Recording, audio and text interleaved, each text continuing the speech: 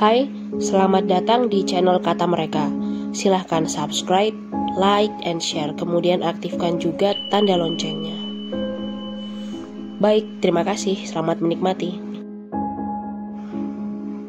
Kisah ini berawal saat aku pindah kos atas rekomendasi dari temanku.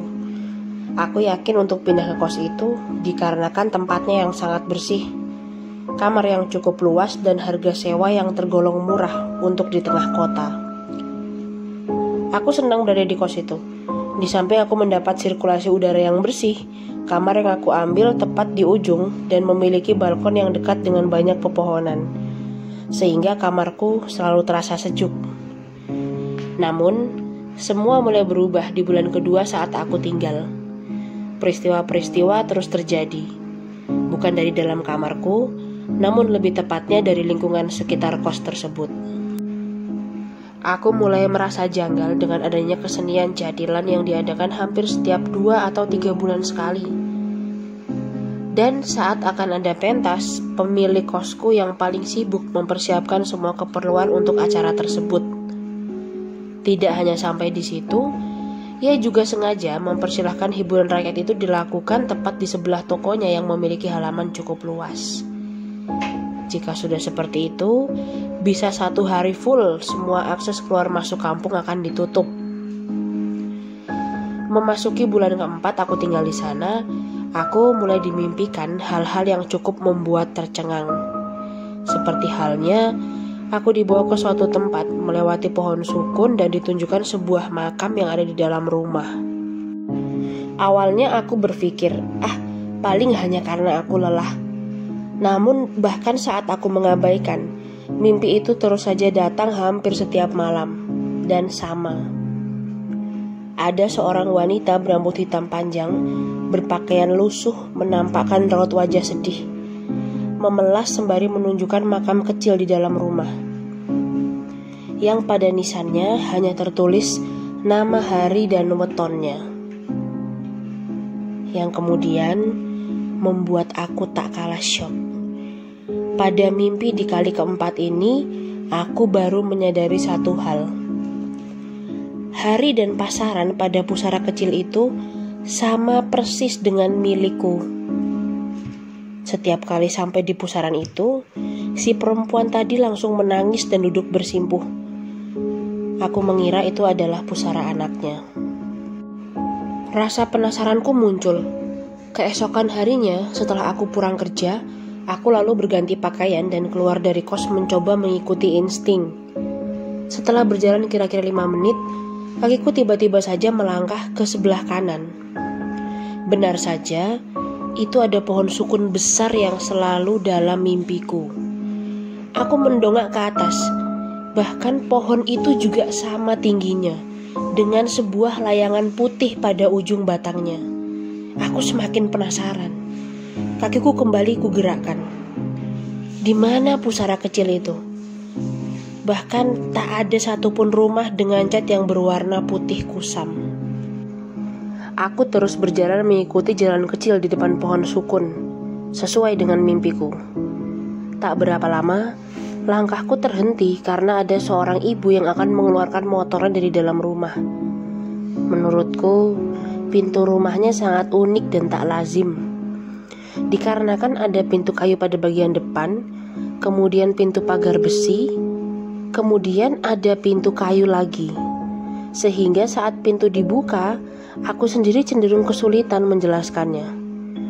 Saat aku berhenti dan menunggu ibu itu selesai, aku sempat melihat sebuah jaran kepang dan pecut pada tembok tepat di atas pintu bagian dalam. Lagi-lagi persis sama seperti yang ada di dalam mimpiku. Setelah ibu tersebut pergi dan pintu kembali ditutup, aku segera bergegas mengelilingi rumah itu. Ada keyakinan yang sangat kuat bahwa di rumah itulah makamnya. Sambil berkeliling, aku melihat pada bagian bawah tembok. Rumah itu cukup luas. Belum lagi ada kebun pisang pada bagian belakangnya. Ada juga semak-semak yang cukup menyulitkanku bergerak mengitari rumah tersebut. Kali pertama aku gagal menemukan di mana makam itu, sehingga aku memutuskan mencoba lagi. Di situ aku menemukan sesuatu yang tidak seperti biasanya. Ada tumpukan sampah yang diletakkan hampir di dalam rumah. Kalau ku gambarkan, tempat sampah itu hanya petakan kecil yang menjorok ke dalam tembok.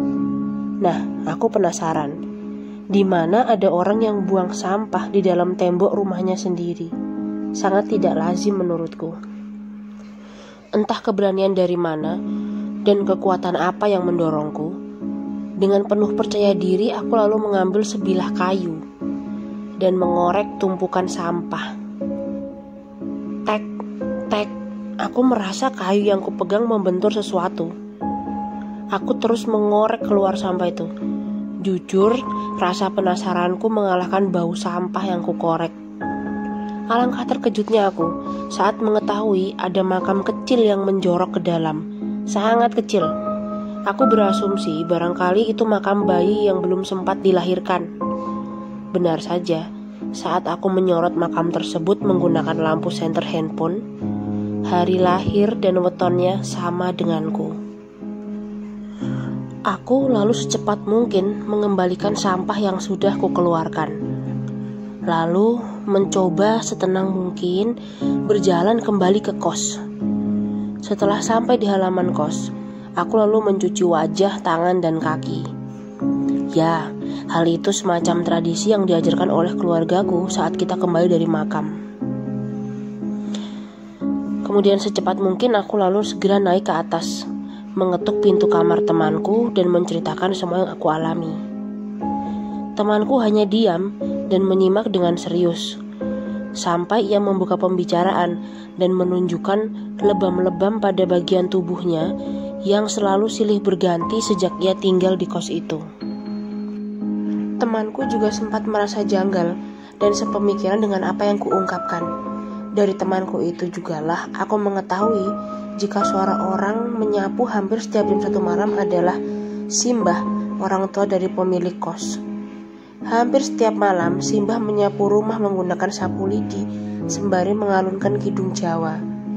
Temanku juga mengatakan, meskipun sudah berumur 104 tahun, mbah tersebut masih bisa berlari kencang dan kerap tidak tidur. Simbah juga emosional dan suka marah-marah. Kemarahannya akan reda setelah diadakan jatilan, tepat di halaman anaknya.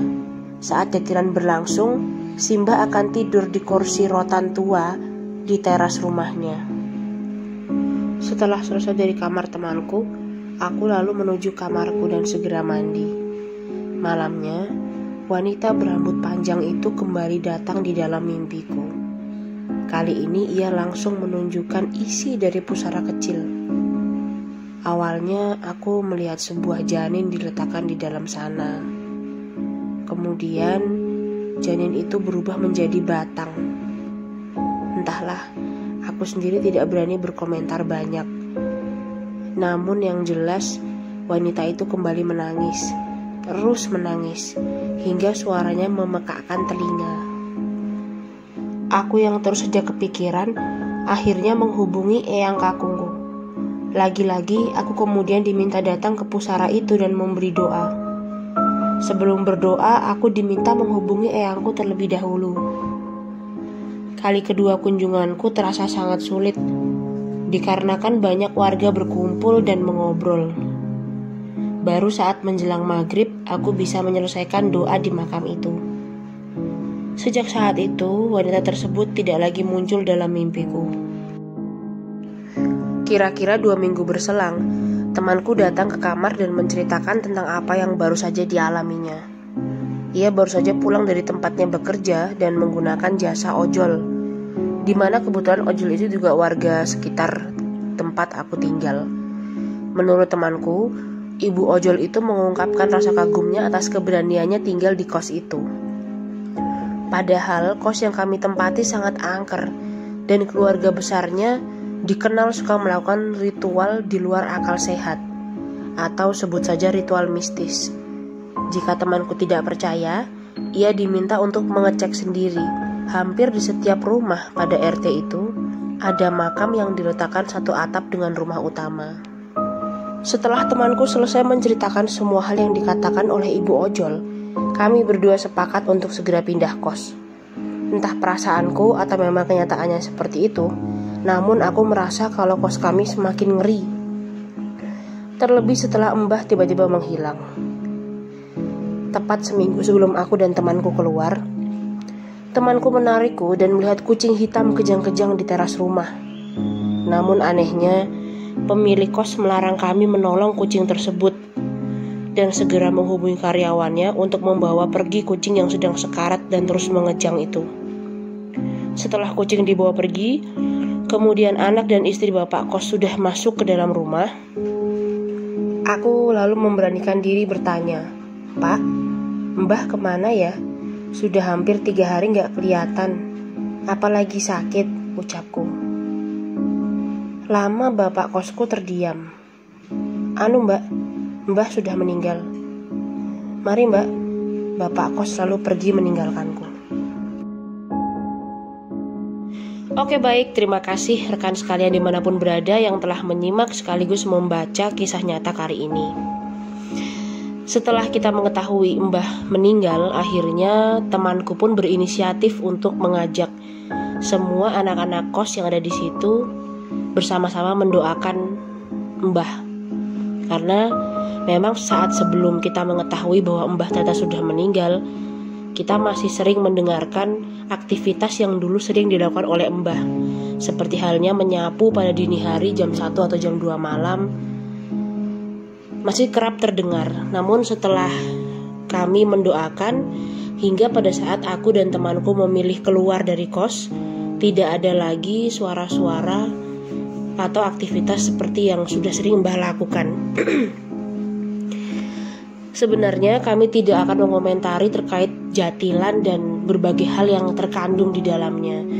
Namun yang kami yakini, kami mengetahui bahwa jatilan sendiri itu ada banyak macamnya.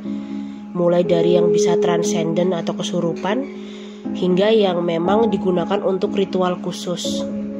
Nah, namun apabila rekan-rekan tertarik, silakan rekan-rekan mencari literasi yang memang sesuai dengan hal-hal yang sudah dituliskan oleh leluhur kita tempo dulu ya. Intinya itu teman-teman, semoga dapat menjadi pembelajaran dan dapat dipetik hikmahnya. Sampai jumpa pada cerita-cerita misteri atau kisah-kisah nyata selanjutnya. Terima kasih.